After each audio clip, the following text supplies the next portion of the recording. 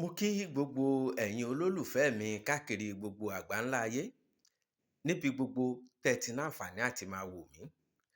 Bí mo ṣe máa ń ṣe ládùúrà wípé ojú tẹ́ fi ń wò mí kò ní fọ́, bẹ́ẹ̀ létí tẹ́ fi ń gbọ́ mi kò ní di, àjíǹde ara yóò mọ jẹ́ fún wa.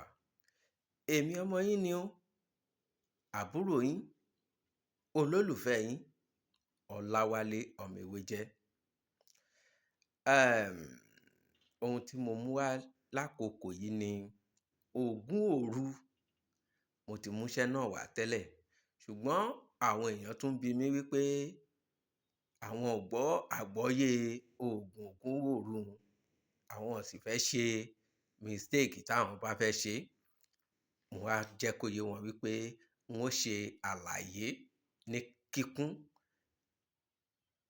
Bóyá àlàyé mi ò yé yín dáadáa lórí tàkọ́kọ́, kí n wá tún farabalẹ̀ ṣàlàyé náà. Òun mo ṣe máa ń sọ wípé ẹ béèrè ohun tí ò bá yé yín, n ó ṣàlàyé. Ìmọ̀ kò dúró, ẹnìkan kì í jáwa dé. Òògùn ó gùn lọ títí ni, ẹní mọ̀ yóò mọ̀ yìí, òun lọ̀rọ̀ òògùn. Gbogbo iṣẹ́ tí n bá fi lẹ̀ tí ò bá yé yín, ẹ pè mí, ẹ comment, màá dá yín lóhùn. Nítorí wípé mo fi lẹ̀ fún yín tọkàntọkàn ni. So kò sí ìgbà tí ẹ pè mí àbí tẹ comment tí mi ò ní dá yín lóhùn. Bó ṣe rí nù. Kí ni à ń pè ní ògún òru? Àìsàn kan ní jẹ́ bẹ́ẹ̀. Òkú òru. Àwọn kan a tún máa pè ní ògún òru. Àìsàn kan ní jẹ́ bẹ́ẹ̀. Ó dàbí wárápá. Òun náà ń pè ní òkú òru.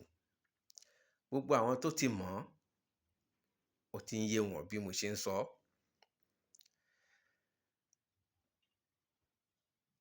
Bí mo ṣe máa ń sọ wípé ẹ ṣètọ́jú ara yín. Ẹ ṣètọ́jú ara yín. Self defense. Ẹ kọ́kọ́ gbìyànjú kí ẹ gba ara yín lẹ̀ lọ́wọ́ àìsàn, lọ́wọ́ ogun. Ó ṣe kókó. Nígbà náà mo sọ wípé kí ẹ lọ bá mi wá ewé tábà. Ewé tábà, ewé tábà. Ewé tábà làwa ń pè é. Ṣùgbọ́n ewé tábà tí n bá sọ lásọyé, ọ̀pọ̀ á tún máa sọ wípé àwọn ò mọ ewé tí ń jẹ́ ewé tábà. Ewé tábà. Ẹ bá mi wá ewé tábà. Tútù ni kí ẹ lọ bá mi já. Ewé tábà tútù, òun ni kí ẹ lọ bá mi já. Àlùbọ́sà oníṣu, èyí tó jẹ́ hóró, kì í ṣe eléwé, funfun.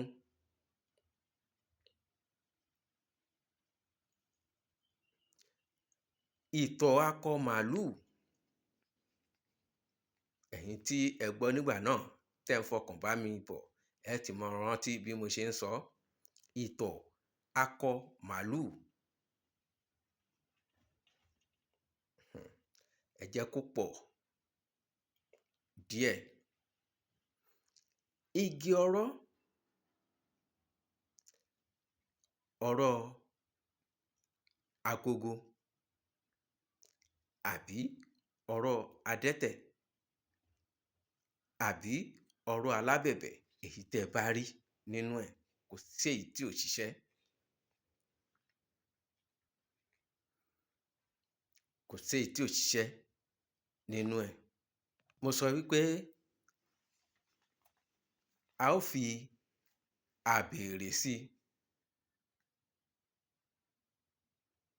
Abèrè a ó fi sí. Àti ìyèré. Epo asín gbígbẹ. Epo asín gbígbẹ. Ẹyọ kan ó ti tó. Epo asín gbígbẹ kan. Àwa gùn.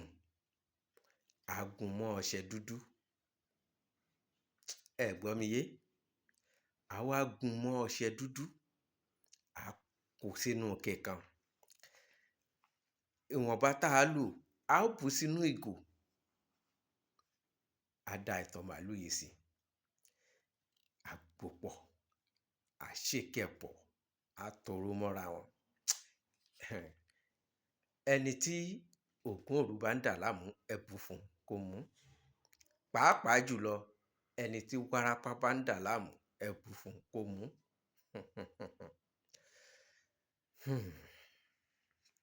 Ẹ bù fólúwa rẹ̀ kó mu. Ẹ jẹ́ ká máa bù fún ẹni náà mu ní gáàsì kankan. Kó mu gáàsì kan láàárọ̀, kó mu gáàsì kan lálẹ́ kó tó sùn. Kò jù báun lọ. Títí dìgbà míì tá ó tún pàdé, èmi ọmọ yín, àbúrò yín, olólùfẹ́ yín, Ọláwálé ọmọ Ewéjẹ. Ire o, ire kàbìtì. Ẹ mọ́ gbàgbé, ẹ like, ẹ comment, ẹ share, ẹ subscribe. Mi ò ní wá yín tì, ojú ò ní tì yín. Ire o.